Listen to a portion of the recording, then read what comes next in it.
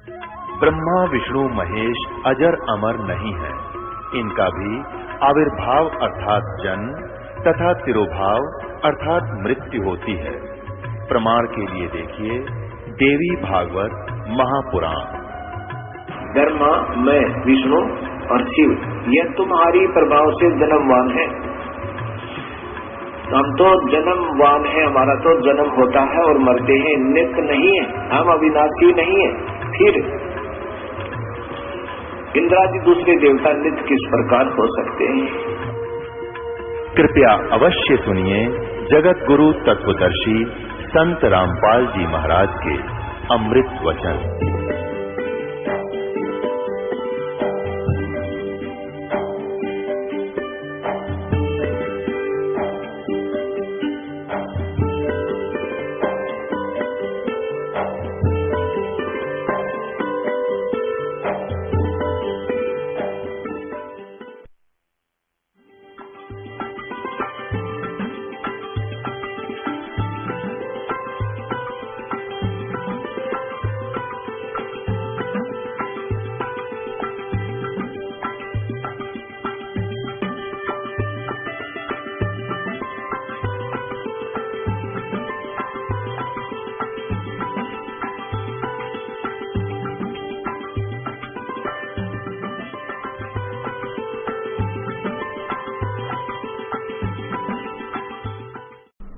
परमात्मा की वाणी। गरीबदास साहिब जी एक किसान थे, अनएजुकेटेड थे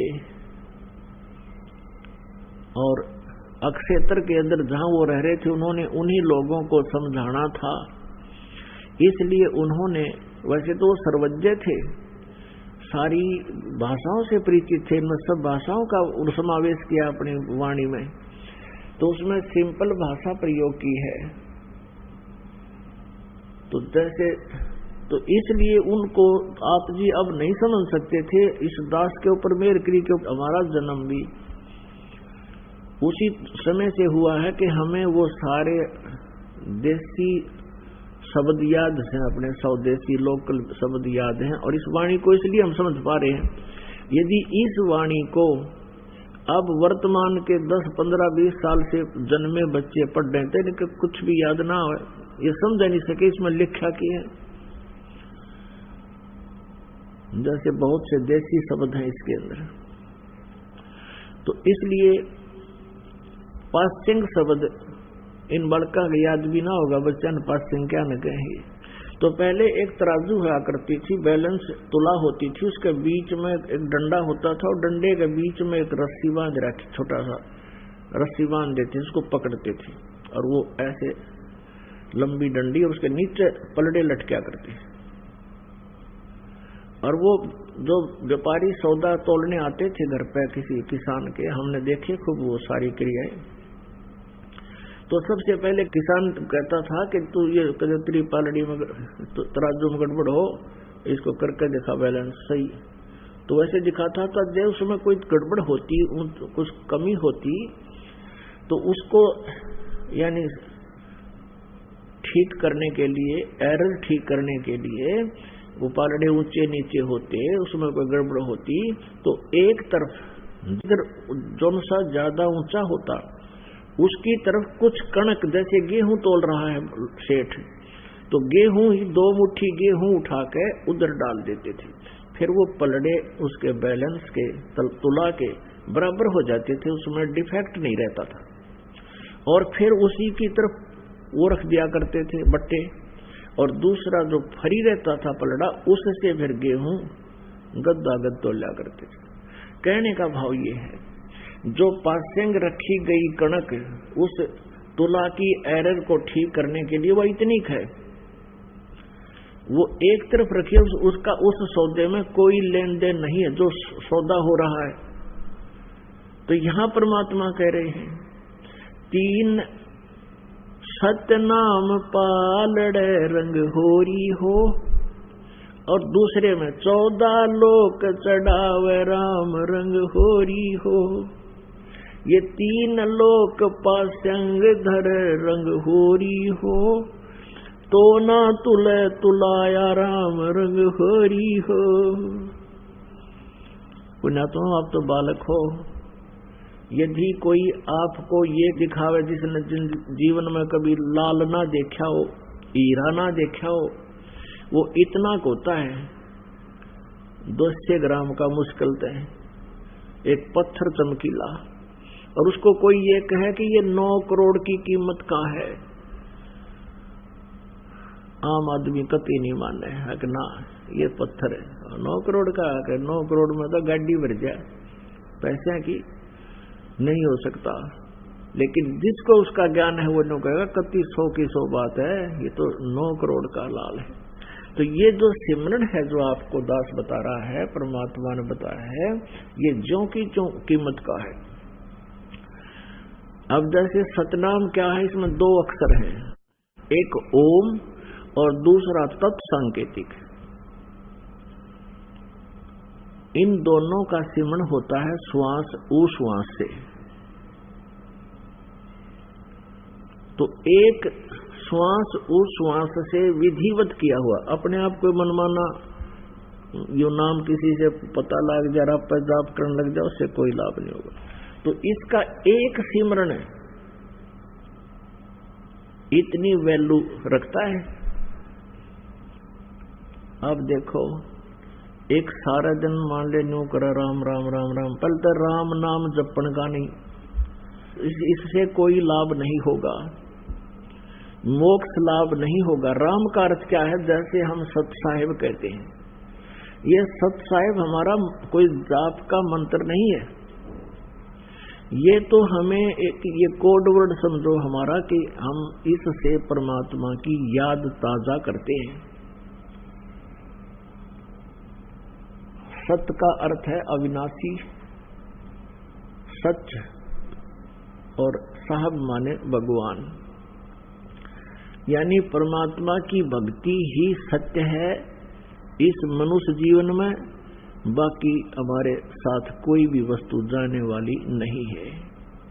तो इसका वास्तविक उद्देश्य ये होता है कि हम सत साहिब बोलते हैं, आप भी कहते हो भाई सचमुच आपके हृदय में न्यू आवे सत साहिब, तो दूसरा भी भक्त बोलेगा सत साहिब। भाव ये होना चाहिए कि ये सब जहां हम क्रिया कर रहे हैं ये तो हम फंस गए या मजबूरी है, लेकिन सच्चा तो भगवान ही और उसकी भक्ति ही है। ये मूल उद्देश्य सच्चा काम तो यही है, ताकि फिर वो भक्ति याद रहे उसके। जैसे राम राम बोला करते थे, राम का अर्थ है कि परमात्मा ही सब कुछ है, परमात्मा के अतिरिक्त कुछ नहीं है। और उसकी साधना जैसे भी उन ऋषि महर्षि बताया करते थे, वो ओम नाम देते थे और कहते थे कि कोड वर्ड बोलना, ओम ओम ओम नहीं कहना किसी को, ओम ओम दूसरा भी फिर बोल भाई ओम ओम नहीं। इससे क्या होता है कि फिर तुम अनधिकारी होने के कारण उस मंत्र को दूसरे को बोल देते हो, तो आप उसके गुरु हो गए, आप अधिकारी है नहीं, वो दोषी हो गया, आप भी दोषी हो गए। तो उसके लिए उन्होंने कोड वर्ड बनाए थे कि राम राम बोला करो। जैसे सुबह सुबह कोई व्यक्ति मिलता है एक दूसरे से, तो उनसे कहते जैसे अब हम सत साहिब बोलते हैं, पहले हम राम राम बोला करते हैं, तो सामने वाला भी कहता था राम राम। अब ना तो उस राम का बेरा, ना उस नाम का पता, वो राम राम जरूर कहते थे। अब ऋषि जी ओम नाम देते थे, लेकिन इसको गुप्त रखने को कहते थे कि तुम किसी को बताना नहीं है ये मंत्र, क्योंकि यदि शिष्य किसी शिष्य को ये नाम बताता है तो वो स्वयं भी दोषी हो जाता है, और कोई व्यक्ति उसके कहने से उसका जाप शुरू कर देता है तो वो भी दोषी हो जाता है। जैसे कोई नकली पासपोर्ट बनाता है, लाइसेंस बनाता है, तो दोनों दोषी हैं, वो अधिकारी नहीं।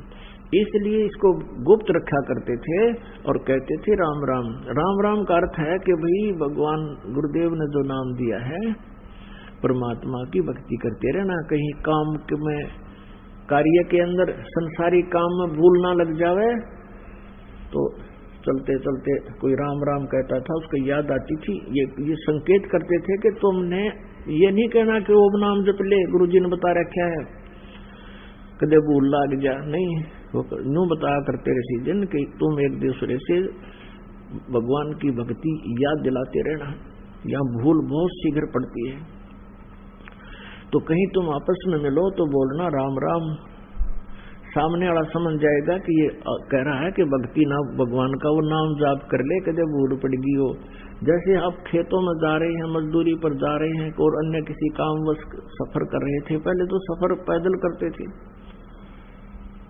तो रास्ते में कोई व्यक्ति मिल जाता और उसका भूल पड़ जाती थी कोई इधर उधर के विचारों में, सामने वाला कहा करता राम राम भाई राम राम, फिर वो कहता था राम राम राम राम राम राम, ओहो कहता मैं भूल गया था भाई। अब तो वो मन आध घंटे तक फिर श्रवण होता रहा उसका, फिर भूल सी पड़े इतने कोई फिर टकरा जा राम राम कहने वाला। तो कहने का भाव ये है कि फिर वो मंत्र याद रहते थे, वो जब भक्ति करते रहते थे।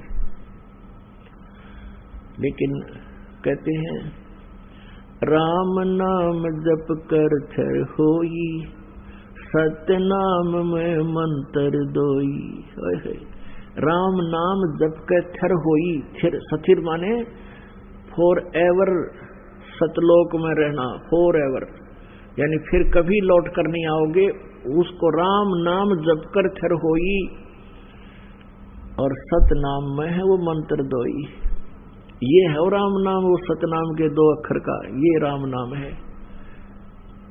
और वो राम नाम जपते थे केवल एक ओम ही, तो ये इनकम्प्लीट था। और उनकी जाप करने का तरीका भी एक मजदूर वाली कमाई थी। दास जो आपको बताना चाहा था, अब उस पॉइंट पर आया है कि वो जो साधना थी मौखिक जाप की, ओम ओम ओम ओम ओम ओम, फिर कोई न कोई ओम, 1 घंटे में कहूँ ओम कहूँ, ये सारी बकवाद थी। तो ये इसलिए तो वो तो 10 लाख बार मौखिक जाप करे और एक बार श्वास वो श्वास से जो दास बताओगा, वैसे अपने आप से वो ओम आड़े उपकरण भी लाग जी, उससे कोई लाभ नहीं होगा, क्योंकि उनका तो आदेश वैसे ही करना है। तुम वैसा करोगे तो वो तुम्हारे भगवान का आदेश खंडन होने से दोषी हो जाओगे। और हमारे भगवान का आदेश है श्वास उश्वास में नाम जपो, व्यर्था श्वास मत खो, न जाने इसे श्वास को हो, आवण हो के न हो। अब हमारे भगवान का तो आदेश है कि श्वास उश्वास से नाम जपना है, और इनके भगवान का आदेश है कि उच्चारण करके करना है। तो अगर वो उच्चारण ना करके वैसे करेंगे तो वो उसका आज्ञा की अवहेलना होने से भी अपराधी। यानी इस काल ने तो आपको यहाँ फंसा कर रखना है। इसका उद्देश्य यही है कि आत्मा, इसको मालूम है कि आत्मा भक्ति बिना नहीं रह सकती, इसको परमात्मा की तरफ उसी दिन से होगी थी जिस दिन से ये सतलोक से इस काल के साथ आई थी। उसी दिन से प्रभु की आवश्यकता इसको महसूस होने लगी थी, और आज तक हम उसको प्राप्त नहीं कर सके क्योंकि हम काल के द्वारा भ्रमित ज्ञान पर आश्रित रहे। उस अज्ञान को हटाने के लिए स्वयं परमेश्वर कबीर देव जी आते हैं और वो ऐसा ज्ञान सुनाते हैं, और ज्ञान सब ज्ञानड़ी, ये कबीर ज्ञान सो ज्ञान, जैसे घोड़ा तोब का अब करता चले मैदान। ये तोब का घोड़ा था परमात्मा की, ये सतभक्ति, सतनाम, सच्चे नाम, सही मंत्र। तो इस प्रकार आप जी इस भक्ति को विधिवत करके धनी हो जाओगे राम नाम के। कबीरा सब जग निर्धना, धनवंता ना कोई, धनवंता सो जानियो जिस पे राम नाम धन होए। अब कौन से राम का धन, कौन से राम का नाम है? हमारा राम का नाम है ये 3 मंत्र का, ओम तत् सत।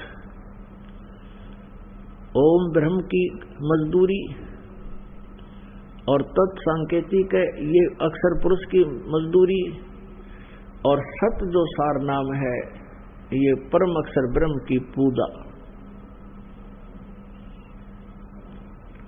ये परम अक्षर ब्रह्म की पूजा। अपनात्माओं, साधना और पूजा में बहुत अंतर होता है। साधना तो एक समझो एक मजदूरी है, और पूजा जो है ये हृदय से उसकी चाह है, उसके अंदर एक अपनी समर्पणता है। तो इस प्रकार हमने पूजा तो पूर्ण परमात्मा परम अक्षर ब्रह्म की करनी है, और अन्य भगवानों के जो साधना आपको दी है ये भी करनी है, क्योंकि इन ऋण से मुक्त होकर ही हम सतलोक जाएंगे। जब हम सतलोक से आए थे हम बहुत पुण्यकर्मी प्राणी थे, हमारे साथ राम नाम का धन बहुत घना था। उस धन को इसने बर्बाद कहाँ करवाया? इस ठग ने ब्रह्मलोक में वो बना दिया स्वर्गलोक, महास्वर्गलोक, और हमको वहां रखा। सारे ठाठ बाट खूब बढ़िया फल, झरने बह रहे हैं, हीरे पन्ने जो ना वो पहाड़ बना रखे हैं हीरे जैसे पत्थरों के, सुंदर सुंदर सारा दिन। तो वहां क्या करता रहा? फिर इसने जब हमारे हो लिए ना वहाँ 10,000 वर्ष, 1 लाख वर्ष, तब इसने हमारा अकाउंट बताना शुरू किया कि तुम्हारे इतने पैसे कट गए। अब हम जावा कि तो भाई कट गए तो कट गए, यानी हमारे पुण्य इतने अक्षीण हो गए। फिर डिटेल आने लगी कंप्यूटर पे, डिजिटल बोर्ड पे, आप जी की इतनी पूंजी समाप्त, आपके इतने चार्जेस यहाँ के। और जब वो वहां से इसने हमें लूट लिया, फिर इस पृथ्वी पर पटक दिया और कहा अपने पाप भोगो, वहां पर जैसा कर्म करेगा वैसा फल पाओगे। यहाँ का विधान है। और परमेश्वर कबीर देव जी का विधान है कि जो मेरी शरण में आ जाएगा उसके पापों का नाश कर दूंगा, और सत साधना भी वो बताऊंगा जो जिससे आप शीघ्र धनी हो जाओगे। तो इसलिए परमात्मा सतलोक से गमन करके आए थे, वहां से गति करके आए थे हमें ये तत्व ज्ञान बताने के लिए। तो पुण्यात्मा, परमात्मा को पाना बहुत आसान है, सतलोक में जाना बहुत आसान है, लेकिन काल भगवान ने जो हमारे ऊपर ये अननेसेसरी बोझ लाद रखा है, जैसे 56 प्रकार की पूजाएं, नाना प्रकार की रीति रिवाजें जिनका कोई औचित्य नहीं, हम बेमतलब अपना समय व्यर्थ करते थे। जैसे होली मनाते हैं, दिवाली मनाते हैं, अब इसमें के फंड शुरू कर दिया, बम भटकावेंगे, कितना प्रदूषण हो जाता है। किसी की आंख में डाला गया, आंख फूट गई, किसी के कपड़े जल गए, किसी के खेतों में पूड़ियां जल गई, किसी का घर में आग लग गई, और प्रदूषण निरा, और सारी रात बड़ा बड़ कोई मरीज है, बीमार है, उसने वो परेशानी रहे। ये कोई खुशी का तरीका है? और फिर उद्देश्य क्या? मिला इस दिन भगवान श्री राम सीता ने लेकर आया था, दिवाली वाले दिन वापस आया था, और वह गई भी तो थी का ड्यूशन 2 साल बाद से, फिर वो क्यों ना मनाया जिस दिन वह माँ दुखी रही, सारी उम्र तंग पाई। इस एक दिन के दिवाली वाले दिन ने के दे दिया सीता जी को, आजीवन भटकती रही, एक जंगल में टाइम पास किया, 2 बच्चों को लेकर के रहती थी। तो ये काल ने हमें ऐसा बना रखा है कि हम या तो भक्ति करें, नहीं करें तो ड्रामा सा करें, बस फिर इनको डाल दे इसमें 84 लाख क्यों नहीं। तो पुण्यात्माओं, परमात्मा कहते मेरे हंसा बाई, हंस रूप सा जब तू आया, अपना स्वरूप भूल में भूलाता ते जीव कहाया।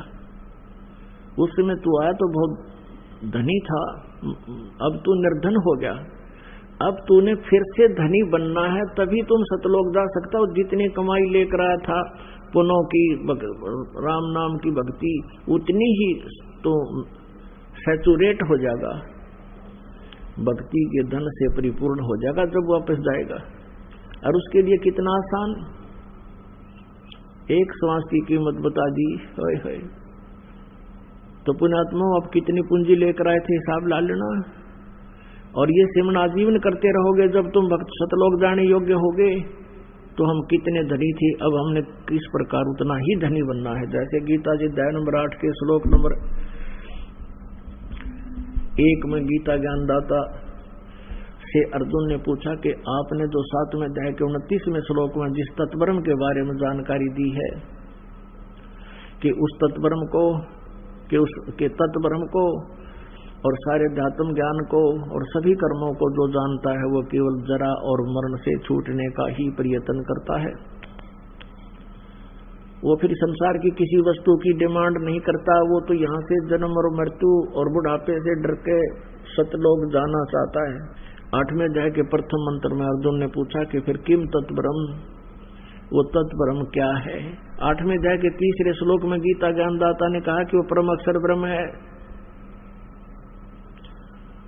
अब 8वें अध्याय के 13वें श्लोक में अपनी भक्ति विधि बताई है कि मेरी यदि भक्ति करेगा तो ओम इति एकाक्षरम ब्रह्म व्यवहारन माम अनुसमरण ये प्रियाति तदंदेहम सयाति प्रमाम गति। मेरी साधना मुझ ब्रह्म का एक ओम अक्षर है, नथिंग एल्स। ओम मंत्र है, बस एक ओम मंत्र, और इसका अंतिम सांस तक स्मरण करना है, जब तक शरीर छूटे तब तक करना है। और परमात्मा भी कहते हैं राम नाम रटते रहो। कबीर परमेश्वर जी भी यही कह रहे हैं कि यही विधि है, यही विधान है, चाहे ब्रह्म की भक्ति करो चाहे परम अक्षर ब्रह्म की करो, विधान एक जैसा ही है। अब जैसे खिलाड़ी बच्चा चाहे जिला स्तर पर खेल है, नियम वही होंगे, चाहे वो राज्य स्तर पर खेलता है तो नियम वही रहेंगे।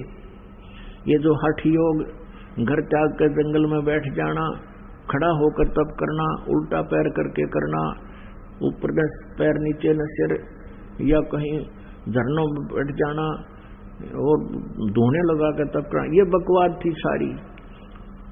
परमात्मा कहते हैं नाम उठत नाम बैठत नाम सोवत जागबे, नाम खाते नाम पीते नाम सेती लागबे। यजुर्वेद अध्याय नंबर 40 के मंत्र 15 में स्पष्ट किया है कि वायु अनिलम अथ इदम अमृतम भस्मांतम शरीरम। ओम कर्तु समर किलबे समर कर्तुम समर, के ओम नाम का जाप काम करते करते सेवन करो, विशेष कसक के साथ श्रद्धा के साथ सेवन करो, और मनुष्य जीवन का परम कर्तव्य जान के ओम का सेवन करो। वायु अनिलम यानी आपका जो प्राण है, जीव है, ये इतनी अमरता प्राप्त कर लेगा जो ओम नाम से होती है, और इसका भस्मांतम शरीरम, शरीर अंत होने तक इसका सेवन करना है। और वही परमात्मा की वाणी यानी सच्चिदानंद घन ब्रह्म की वाणी तत्व ज्ञान बता रहा है कि नाम उठत नाम बैठत नाम सोत जागबे, नाम खाते नाम पीते नाम सेती लागबे। फिर बताते हैं कि राम नाम रटते रहो। कौन सा नाम? ये 3 मंत्र का राम नाम रटते रहो जब तक घट में प्राण, यानी आखिरी सांस तक। कभू तो दीन दयाल के बनक पड़ेगी कान। तो कहने का भाव यह है कि जो गीता ज्ञान दाता कहता है कि मेरा एक ओम मंत्र है, नथिंग एल्स, इसके अतिरिक्त और कोई मंत्र जाप करने का नहीं है। जो तुम और करते हो ओम नमः शिवाय ऐसे ऐसे अपने आप बना रहे हो, विष्णु जी का सरनामा, ये कोई मंत्र नहीं है जाप करने के। हरे कृष्ण हरे राम राधे श्याम सीताराम राम राम, ये मंत्र नहीं है। जब हम गीता जी को एक सत शास्त्र मानते हैं तो उसका अनुसरण भी करना चाहिए हमने, अन्यथा हम शास्त्र विधि त्याग का मनमाना आचरण कर रहे हैं। तो उसने क्या बताया है कि मेरा ते को मंत्र है, उच्चारण करके सेवन करने का, अंतिम सांस तक करता रहेगा तो मुझे प्राप्त होगा। 8वें अध्याय के 3रे श्लोक में उसने बताया है कि गीता ज्ञानदाता ने कि वो परम अक्षर ब्रह्म है। अब यहाँ उस परम अक्षर ब्रह्म की साधना 17वें अध्याय के 23वें श्लोक में गीता जी में स्पष्ट किया है कि ओम तत्सत इति निर्देश है ब्रह्मण त्रिविध समर्थ है। सच्चिदानंद घन ब्रह्म ने माने उस परम अक्षर ब्रह्म की साधना, उसकी प्राप्ति का ये 3 मंत्र के जाप का सिमरन का निर्देश है। निर्देश का अर्थ अंडरस्टूड है, डायरेक्शन है, नथिंग, इसमें अग्रम मग्रम नहीं, स्पष्ट है। और इसकी 3 प्रकार से त्रिविध है इसका सिमरन होता है। तत् और सत ये सांकेतिक है और इनका 3 ही तरीके से सिमरन होता है। जिनको सारनाम प्राप्त है, अब तीनों मंत्र मिलके चलते हैं उनके। ओम ब्रह्म का है, तत् ये अक्षर ब्रह्म का है, जिसको परब्रह्म भी बोलते हैं, अक्षर पुरुष भी कहते हैं।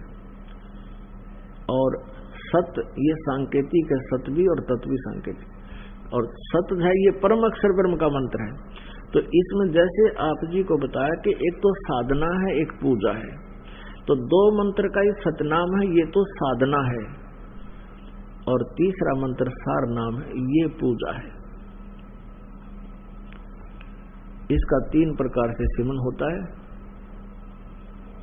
जिनको ये नाम प्राप्त है वो खूब अंडरस्टूड करते हैं, समझते हैं इसको,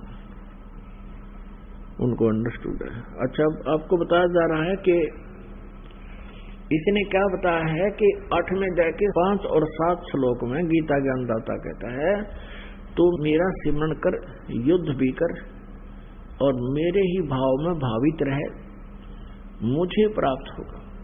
फिर 8वें अध्याय के 8, 9, 10 में तुरंत 3 मंत्रों में क्लियर किया है इसने कि यदि तू परम अक्षर ब्रह्म की पूजा करेगा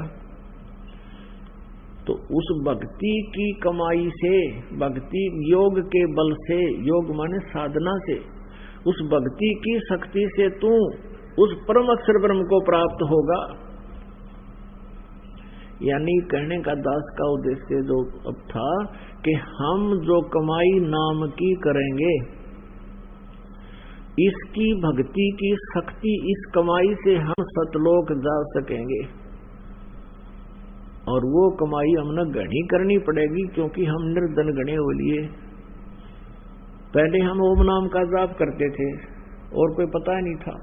ओम नाम का जाप जैसा भी उच्चारण करके हमने किया, सारी उम्र करे, हजारों वर्ष तक की आयु होती थी, तो इससे कुछ पुण्य बन जाते थे, उनसे फिर ब्रह्मलोक प्राप्ति होती थी। ब्रह्मलोक में जाकर इसने फिर ठगना था हमारे को। हम इससे पहले इससे भी धनी थे, जब हमने खाली करके हमें पटक दिया यहाँ पर, ये हमारे साथ धोखा कर रहा है। तो ब्रह्मलोक में गए, वहां भी फिर अपनी वह जेब में जो खर्च था, पूंजी थी, नाम की कमाई थी, वहां के सारे ठाठ, जैसे रेस्टोरेंट होते हैं ऐसे ये स्वर्ग हैं। रेस्टोरेंट में धनी व्यक्ति ही रुक सकता है जिसकी जेब अच्छी मोटी हो, और फिर क्या होता है, उसी की सारा खर्चा उसी को देना होता है, कमरे का किराया भी, सारा खाना पीना सब चार्जेस। और धीरे धीरे उसकी जेब हल्की हो जाती है। फिर जब उसको पता लग जाता है कि जेब में 500 रुपये रह गए, किराया खिसक ले यहाँ से, तो वो सारी अपनी जेब कटवा के, यानी उस होटल में बर्बाद करके वापस आ जाता है। ऐसे ये स्वर्ग और महास्वर्ग हैं, इस काल में हमें धोखे में डाला हुआ है। तो हम ऐसे गलती करते रहे, हमें पता ही नहीं था, विकल्प नहीं था। अब विकल्प है हमारे पास, परमात्मा ने बता दिया। अपनी पूंजी को व्यर्थ नहीं करना है, किसी को आशीर्वाद नहीं देना, नहीं तो आप की पूंजी खत्म हो जाएगी। आपने किसी के हाथ पे, सिर पे हाथ रख भी नहीं रखना, आपकी पूंजी जाए। पहले तो आप भी खाली थे और अगला भी खाली था, अब खाली बर्तन एक दूसरे को करें जाओ, न उसमें क्या आना जाना था, कुछ भी नहीं था। तो पहले तो आप किसी ने आशीर्वाद दो थे ना, अगले का कुछ लाभ बनाना आप कहानी होनी थी, उतने कहानी थे, पैरेलल थे, अब तो दोनों खाली। तो अब आपने अपने टायर में, अपने पहिए में हवा भरनी शुरू कर दी, पंप दे दिया आपको दास ने। अब आप हवा भर रहे हो पंप से, और आपने अपने दूसरे मित्र की गाड़ी में अपने टायर से पाइप लाकर उसका टायर में डाल दिया, ना वो चालन दोगा रहा ना आपका रहा, यानी आप भी खाली कर लिया पहिया।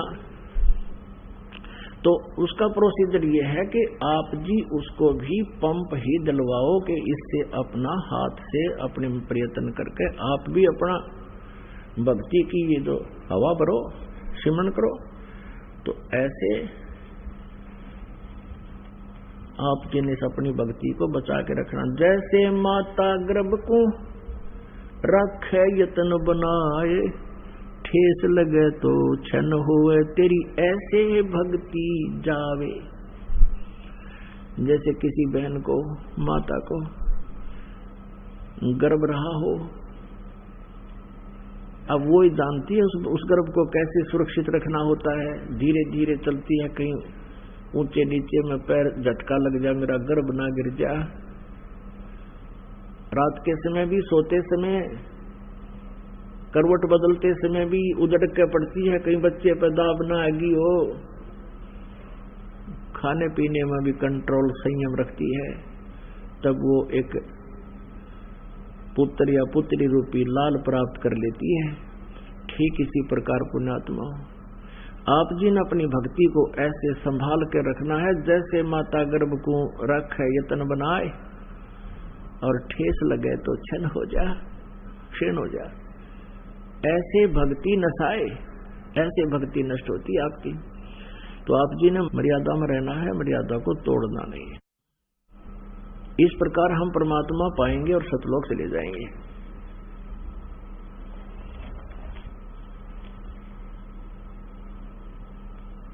और जैसी हम भक्ति करते रहेंगे उतना ही हमें लाभ मिलता रहेगा। अब परमात्मा ने एक हमें ज्ञान दिया है, यदि हम गलत कार्य करेंगे उसका फल हमारा गलत होगा, परिणाम बहुत भयंकर होंगे। और यदि हम परमात्मा की भक्ति करेंगे तो हमें बहुत लाभ होगा, परमात्मा का प्रोटेक्शन मिलेगा। क्या बताते हैं? मन तू पावेगा अपना किया रे, भोगेगा अपना किया रे। मन तू पावेगा अपना किया रे, भोगेगा अपना किया रे। अब यहाँ का विधान है प्रभु का कि जैसे तू कर्म करेगा वैसा ही फल मिलेगा। तो हम कर्म ही क्यों ना चेंज कर ले, हम उन कर्मों में ही परिवर्तन करेंगे। जैसे हम शराब पीते हैं, मांस खाते हैं या तम्बाकू प्रयोग करते हैं, तो उसका परिणाम हमने भोगना पड़ेगा, वो सितम जुल्म हमने भोगने पड़ेंगे। तो हम अपने कर्मों में ही परिवर्तन करें और फिर सत प्रयत्न करें, फिर देखें। तो क्या बताते? मन तू पावेगा अपना किया रे, भोगेगा अपना किया रे। मन तू पावेगा अपना किया रे, भोगेगा अपना किया रे। भाई राजा राम की कार उलंगी, गई सीता लंक मंझारे। राजा राम की कार उलंगी, गई सीता लंक मंझारे।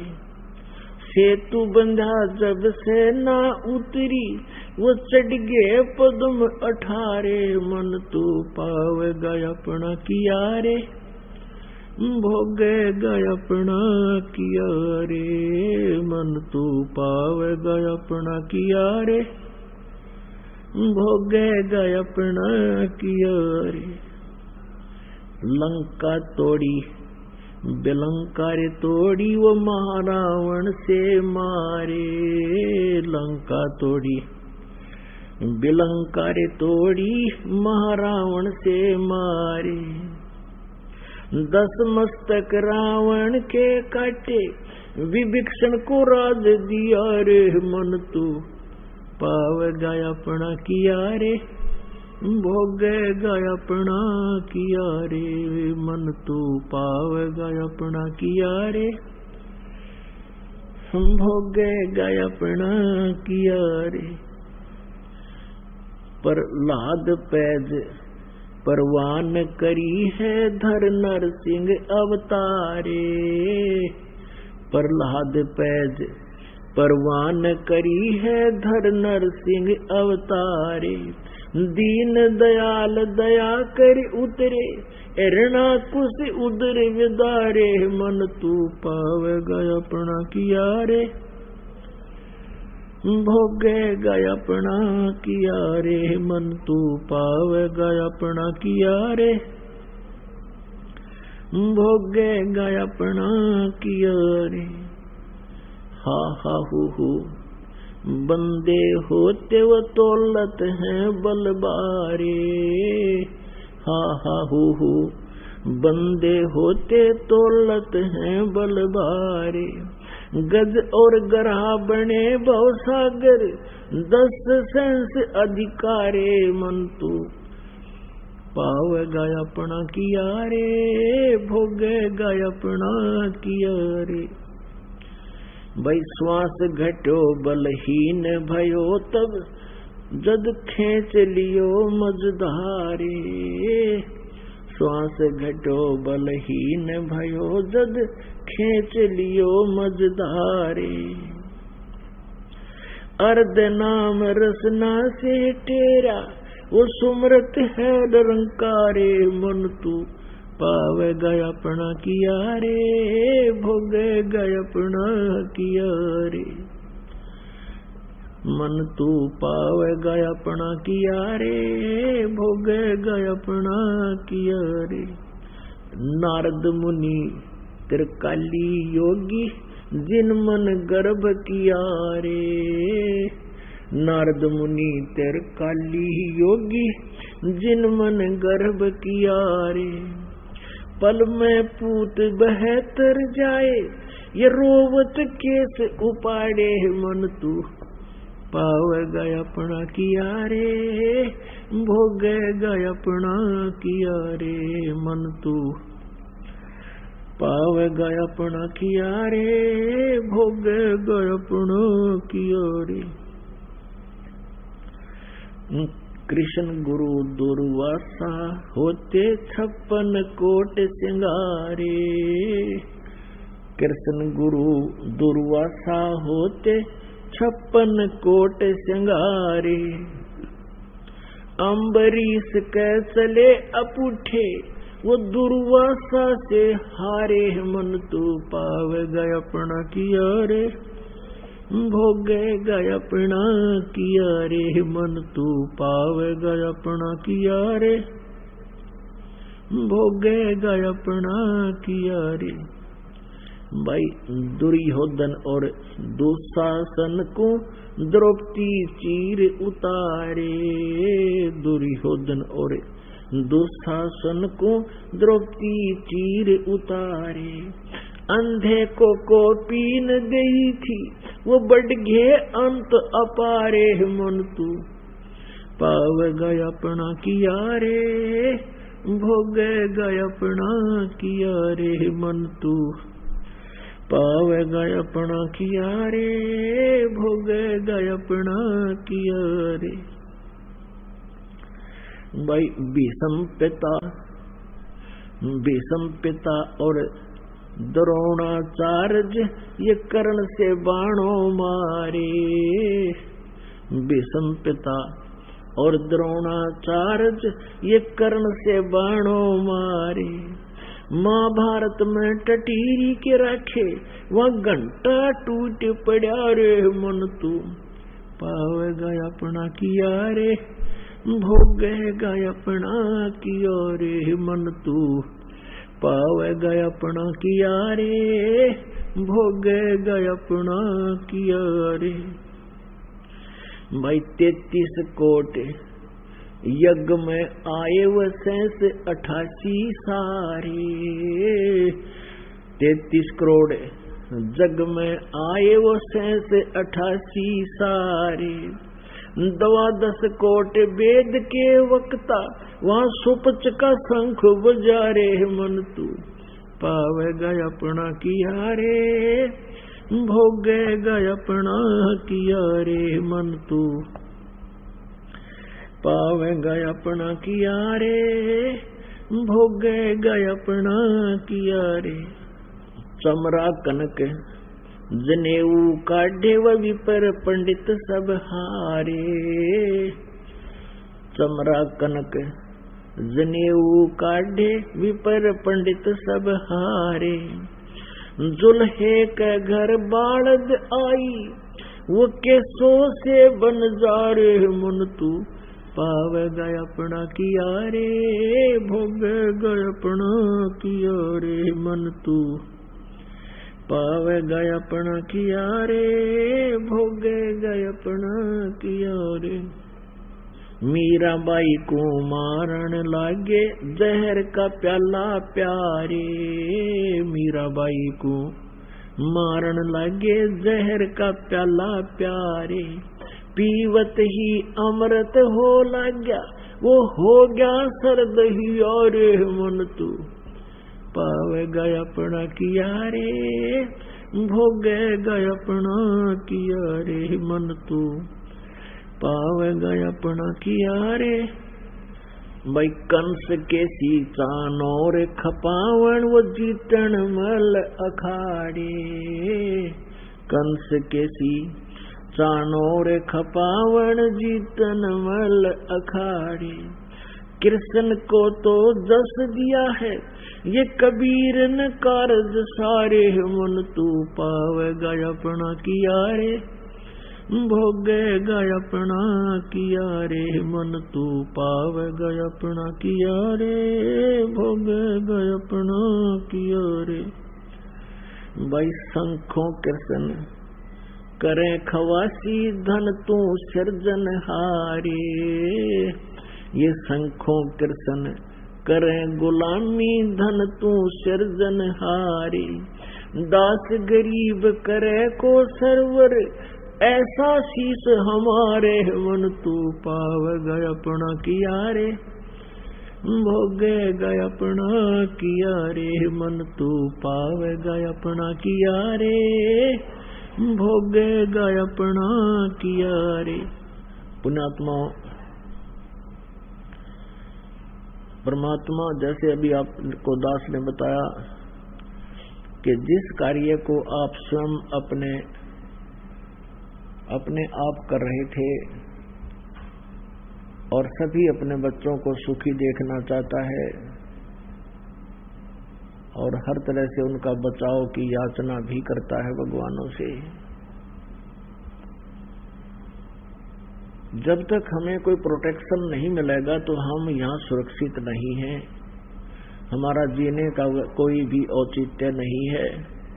ठीक है, ये दौड़ में लठ कितने दिन लग गया रहे, ये तुक्का कितने दिन लगा रहे, कोई आपत्ति ना आवे घर पे, और जिस दिन आवेगी उस दिन आपके पास प्रोटेक्शन कोई नहीं। जैसे ये बसंत ऋतु होती है और ग्रीष्म ऋतु होती है, तो जिनकी बसंत ऋतु चल रही है यानी जिसके पुण्यों का दौर चल रहा है, उनके पुण्य अच्छे हैं, पुण्यों का जब तक उन प्रभाव है तो उन पर आपत्ति नहीं आवेगी। तो जिस कारण से वे कोई प्रोटेक्शन नहीं करते, जैसे किसी व्यक्ति ने तो सर्दी की व्यवस्था कर रखी, को सर्दी के कपड़े रजाई बनवा रखी, और ना कोई गर्मी से बचने के लिए, ओलों से वर्षा से बचने के लिए कोई छान झोंपड़ी, कोई कुटिया मकान बना रखा हो, और वो बाहर आराम से रह रहा है किसी वृक्ष के नीचे या कहीं पर भी वैसे, तो ये सोच रहा हो कि मुझे कभी कोई आपत्ति नहीं आवेगी। जब तक वो बसंत ऋतु है तब तक उसने कोई आवश्यकता नहीं सर्दी के कपड़े की, और जब आवेगी कड़ाके की सर्दी उसकी गांठ बांध देगा सर्दी, और नमूनिया होगा, ब्रैनमटी होगा, मरेगा। तो ऐसे ही जब तक हमारे जिन पुण्य हैं तब तक तो हम परवाह नहीं करते कि हमने रजाई की आवश्यकता है, हमें चाहिए कोई प्रोटेक्शन। और जब ये सर्दी आवेगी, कर्मों की सर्दी जब आवेगी, जिन पर ये पाप कर्मों का दौर शुरू होगा, फिर उसको पता चलेगा प्रोटेक्शन ना करने वाला फिर नमूनिया होकर मरेगा। तो ऐसे ही जब तक हम सत साधना नहीं करते, पूर्ण परमात्मा की भक्ति नहीं करते, तो हमारे ना परिवार का प्रोटेक्शन, ना अपना प्रोटेक्शन। और जब हम इस पर कबीर परमेश्वर की सत साधना करेंगे, पूर्ण संशय लेकर के सच्चे मन से मर्यादा में रहते भक्ति करेंगे, तो आपको सुरक्षा कवच मिल गया। फिर आपका जीने का उद्देश्य ही कुछ भिन्न होगा। पुण्यात्माओं, अब आपको तो ये कुछ उदाहरण दिए हैं शब्द के माध्यम से परमात्मा ने, उनमें यही बताने की चेष्टा की है कि जब तक आप जी अपने स्तर पर प्रयत्न करते हो वो सीमित है, और फिर भी जब एक व्यक्ति स्वयं अपने प्रयत्न से हार लेता है, थक लेता है, फिर वो परमात्मा की ही खोज करता है। उसको मालूम होता है कि भगवान हमें सुख देता है। जैसे एक हा हा हु नाम के 2 तपस्वी थे। अब ये क्या करते थे? अब तप से क्या होता है, राज्य प्राप्त होता है और कुछ सिद्धियां आ जाती हैं। हा हा हु में इस बात पर बात ठनगी, हा हा कहता है मेरा तप ज्यादा है, मेरे पास शक्ति ज्यादा है। हु कहता है कि नहीं, मेरा तप ज्यादा है, मेरी शक्ति ज्यादा है। अपने बल का कौन शक्तिशाली है, किसकी तपस्या की शक्ति ज्यादा है, निर्णय कराने के लिए ये इंद्र के पास गए, ब्रह्मा के पास गए। ब्रह्मा जी ने कहा भाई, अब ब्रह्मा जी ने सोचा ये तपस्वी आदमी, ये तो सर्प हैं, जब एक को नो कह दिया इसका तप ज्यादा है तो दूसरा डंक मारेगा, श्राप दे देगा तेरे को, क्यों पंगे में पा दिया। उनसे कह दिया भाई देखो, मैं तो अपना ये जो बहुत सा कार्य मेरे जिम्मे है इसमें व्यस्त रहता हूँ, और ना मैंने ऐसा कोई ज्ञान है, आप इंद्र के पास जाओ, इंद्र तप से ही बनता है। अब इंद्र के पास गए दोनों, इंद्र से यही प्रार्थना की कि हम बताओ हमारे में कौन सा का तप ज्यादा है। इंद्र कही हुआ बात याद आ गई, जय मैंने एक को कह दिया दूसरा फिर देगा श्राप, ये तो 4 खड़े फन फनाए। उसने कह दिया आप भगवान विष्णु के पास जाओ, भगवान विष्णु ही कुछ समाधान बता सकते हैं, मुझे इतना ज्ञान नहीं। अब विष्णु जी के पास गए, यही प्रश्न रखा, यह बात विष्णु जी के मन में आई। एक को कह दिया दूसरा 4 खड़ा कर तुरंत डंक मारेगा, श्राप देगा, क्योंकि वो पहले नारद के श्राप से दुखी हो रहे थे। तो उसने कहा देखो भाई मुझे इतना ज्ञान नहीं है, भगवान शिव जी तप ज्यादा करते हैं, वही बता सकते हैं। उन्होंने शिव जी की तरफ डका दिया बीमारी। अब फिर शिव जी के पास आए, शिव ने कहा, शिव से ये प्रार्थना की, तो ये बात शिव जी के ध्यान में आई। शिव ने कहा कि भाई तुम ऐसा करो, मेरा तो ध्यान का समय है, इतना समय मेरे पास है नहीं, आप यूं करो मतंग ऋषि के पास जाओ मृतलोक में। मतंग ऋषि, और मतंग ऋषि बहुत डील डॉल थे, बड़े तगड़े, अच्छे मोटे भारा कति तगड़े थे, बहुत बड़े अच्छे पेटू से। और वो बैठे थे, अपना एक आसन लगाए कुटिया के बाहर, न पूरे दड़ंग थे।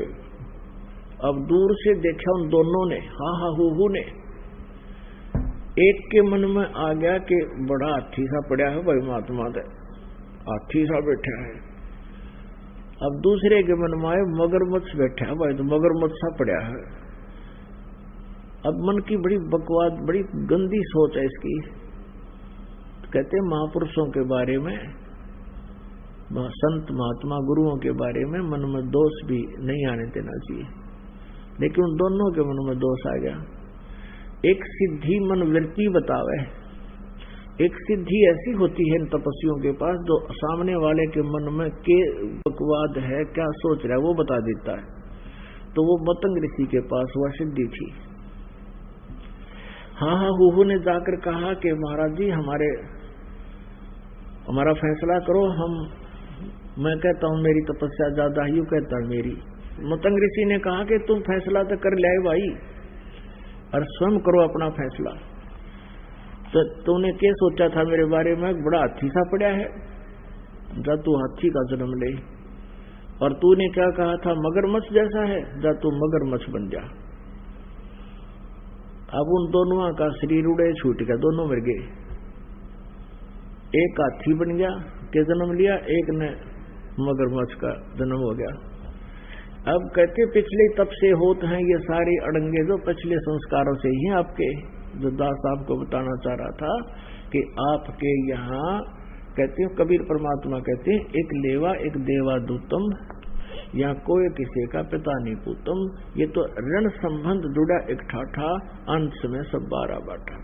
कहने का भाव ये नहीं है कि माता पिता ये कोई हमारे नाते, इनको भूल जाओ, इनको छोड़ दो, ये नहीं कहने का भाव। ये है इस गहराई को समझाना चाहते हैं परमात्मा कि आज ठीक है आप पुत्र हो, आपका पिता है, माता है, भाई बहन, पत्नी है, बच्चे हैं, आपकी अब मृत्यु हो जावे।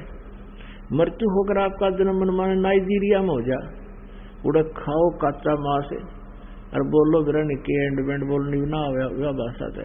तो आपका यू परिवार हुआ कैसे? आपका कहाँ से है ये? तो यहाँ संस्कारों से हम जुड़े हुए हैं, और हमारे संस्कार है नाइजीरिया मान ले तो वहां जन्म होगा।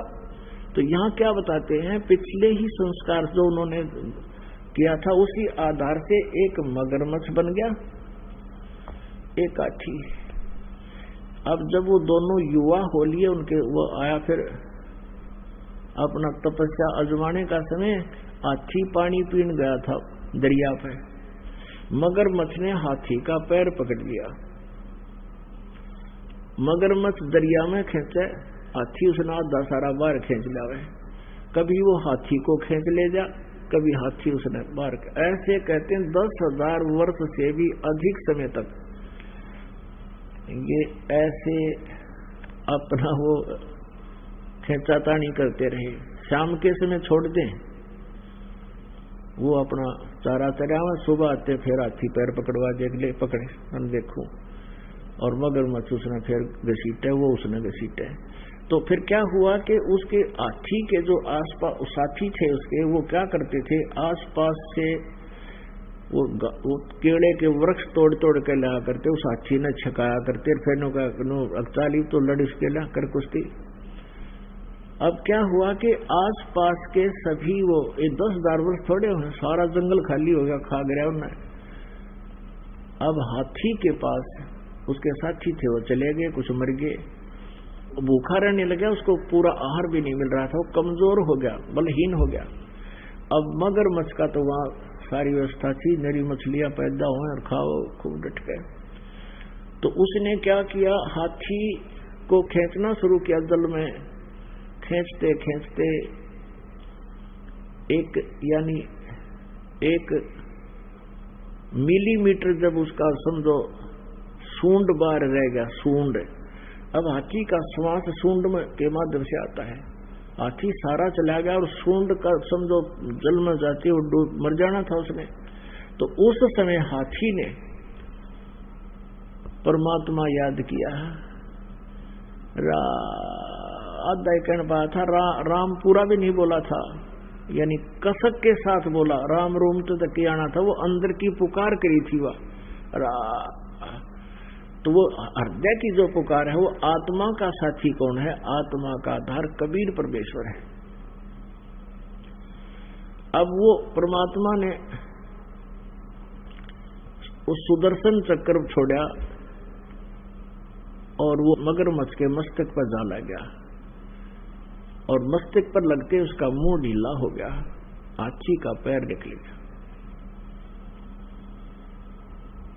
अब परमात्मा कहते हैं 100 सिद्धर मैं करूं, क्योंकि यहाँ ब्रह्मा विष्णु महेश जी की महिमा बहुत अधिक है, और इसलिए परमात्मा चाहते थे कि इनमें आस्था बनी रहे, ये किसी ने भी जाप करें, लेकिन इनको मिल रहा है प्रारब्ध ही। और दे रहा वो पूर्ण परमात्मा कबीर ही, परम अक्षर ब्रह्म ही। जैसे गीता जी अध्याय नंबर 15 के श्लोक नंबर 16 और 17 में 3 प्रभु बताए हैं, 3 पुरुष। एक सर पुरुष ये 21 ब्रह्मांड का स्वामी ब्रह्म है, इसको सर ब्रह्म भी कहते हैं। और एक अक्षर पुरुष है, ये 7 संग ब्रह्मांड का स्वामी है। और तीसरा ये परम अक्षर ब्रह्म है, परम अक्षर पुरुष है। गीता जी अध्याय नंबर 15 के श्लोक नंबर 16 में कहा कि ये सर पुरुष और अक्षर पुरुष तथा इनके अंतर्गत जितने भी प्राणी हैं सभी नाशवान हैं, जीवात्मा किसी की नहीं मरती। फिर 17वें श्लोक में कहा 15वें अध्याय के गीता जी में कि उत्तम पुरुष है तू अन्य परमात्मा इति उदाहरत, ये लोक term अविश्य विवर्ती अवैश्वर है। कि उत्तम पुरुष श्रेष्ठ प्रभु तो इन दोनों से कोई अन्य है, जो सरपुरुष और अक्षर पुरुष है वो परम अक्षर ब्रह्म है और वही परमात्मा कहलाता है। और वही तीनों लोकों में प्रवेश करके सबका धारण पोषण करता है, यानी सबको कर्माधार से भी वही दे रहा है। या भूल ईब मिटेगी, हम जो इनको ब्रह्मा विष्णु महेश जी को ही क्रेडिट दिया करते थे, अब आपका कंसेप्ट क्लियर हो जाएगा। तो ये परमात्मा ये चाहते थे कि कलयुग तक जो ये पीक टाइम भक्ति का आना था ये अब चल रहा है, इस तक ये भक्ति की आस्था, परमात्मा की सचिथि, परमात्मा की महिमा इन भक्तों के श्रद्धालुओं के हृदय में जची रहे, ताकि ये भगवान को ढूंढते रहे। और फिर इस समय के लिए परमात्मा ये सब कार्य करते आ रहे थे, वो महिमा के भूखे नहीं है। तो जो विष्णु जी का पुजारी था उसको विष्णु रूप में दर्शन दे दिए और आके कहा चल भाई हाथी छोड़ शरीर, तेरे को स्वर्ग ले भेज देता हूं। तो उसने मगरमच्छ ने कहा प्रभु हम लड़ाई तो दोनों ही कर रहे थे, या तो 148-49 दोनों आप लाग रही थी, आप इसको मोक्ष क्यों कर रहे हो और मुझे क्यों नहीं कर रहे, मुझे स्वर्ग क्यों नहीं भेज रहे। तो भगवान ने परीक्षार्थ कहा भाई इसने तो याद किया, भगवान ने बोला जी यू याद करे था और मेरी भी आस्था उस समय भगवान में थी। जैसे जब इसने कसक के साथ भगवान याद किया, पर मैं अभिमानवश छोड़ नहीं पा रहा था, आपकी याद मुझे भी इतनी आ रही थी। कहने का भाव ये है कि जो कसक के साथ जो ज्ञान सुनाता है और उतने ही लगन के साथ श्रोता सुनता है, दोनों को बराबर लाभ होता है। तब भगवान ने कहा ठीक है भाई चल दोनों तुम्हें स्वर्ग भेज देता हूं, लेकिन ये पंगा फिर मत पाइयो, अभिमान मत कराया करो। जिसकी जितनी भक्ति अपना प्रयोग कर तन्ने के पहलवान पकड़ना था, यहाँ पर अंडे के धक्के खांदे के दुरुस्ती करवा ली तुमने। तो कहने का भाव ये है पुण्यात्माओं, दास जो आपको बताना चाह रहा था वहीं घुमा कर लाया है कि जैसे इन पहला तो अपना अंगा जमाया, मैं शक्तिशाली मनु खींच ले जाऊंगा और वो नु को मुझे डबो का मार दूंगा। आखिर में इन्होंने भी मालिक को याद किया और जब इनका फैसला हुआ तो आपको दास यही संदेश देना चाहता है कि जो तुम स्वयं अपने प्रयत्न से धनी बनना चाहते हो कभी नहीं बन सकते, और ये संस्कारों का फैसला भी नहीं हो सकता। आप परमात्मा को याद करो, 92 टिकरुआ के उत्सव याद करने पड़ेंगे, पहले क्यों ना कर ले। तो इस प्रकार आप भक्ति करो, आपका मोक्ष होगा। बोलो सतगुरुदेव की।